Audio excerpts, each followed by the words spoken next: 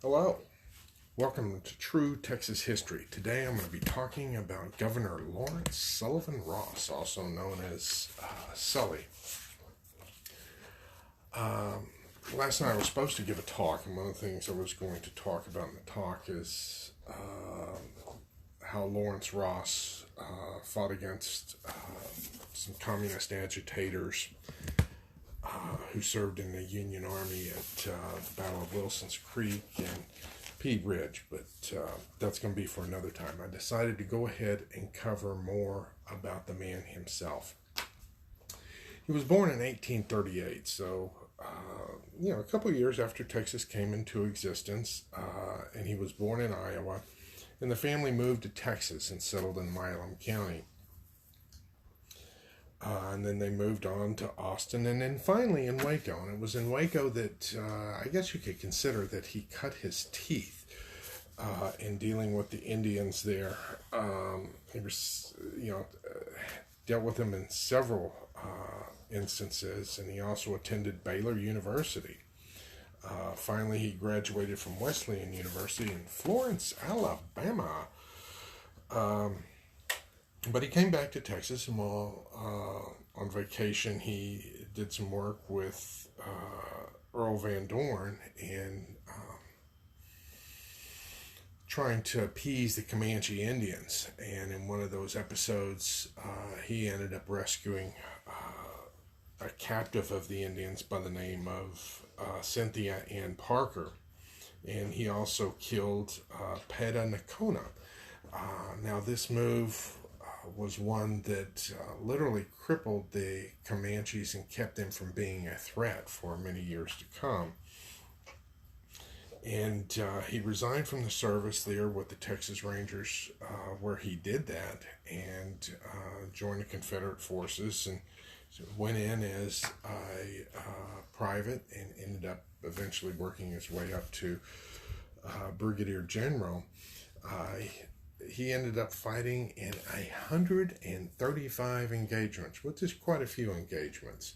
And after the war, he decided to go ahead and settle down, go back to farming in Waco. And while in Waco, he was elected sheriff, and one of his brothers also settled there in Waco. And he did a lot to settle things down in terms of lawlessness, enough to go ahead and be elected governor of the state.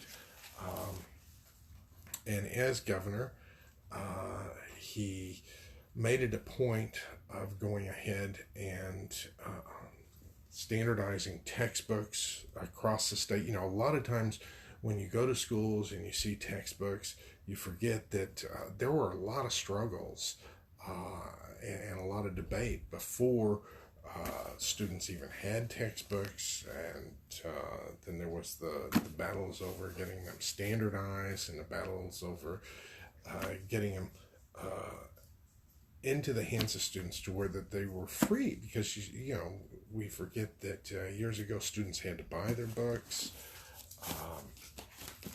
and public schools were not always the way that we assume they are. But he was instrumental in doing that. And as governor, he also had to deal with some of the hassles like the Jaybird Woodpecker War down there in Fort Bend County. And one of the people involved in the Jaybird Woodpecker War was none other than Carrie Nation. That woman that you've heard the stories about, carrying around the hatchet to chop up the drinking establishments. She was in Texas for a while, stirring up trouble, and she was very involved with the Jaybird Woodpecker War. And as governor, he had to send the Rangers in to go ahead and get things settled there. And he was also the first governor to serve in the new Capitol. Not only was he sworn in there, he officed in the new Capitol because the old one had burned down. And that's a whole nother story, too, with all the records and stuff that almost perished.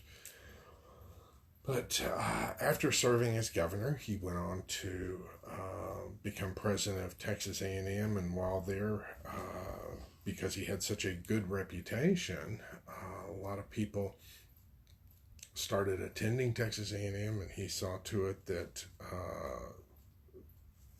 the school had a good reputation.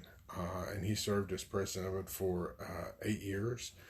Now, he was also an avid sportsman, loved to go out and hunt. In fact, he died while on a hunting trip to Navasota.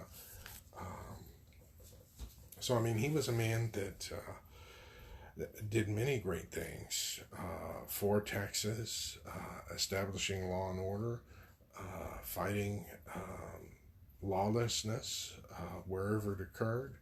And, it's a shame that people would want to remove a statue to someone like that, but that's the demand there at with some of the stirred up people over at Texas A&M over there in College Station.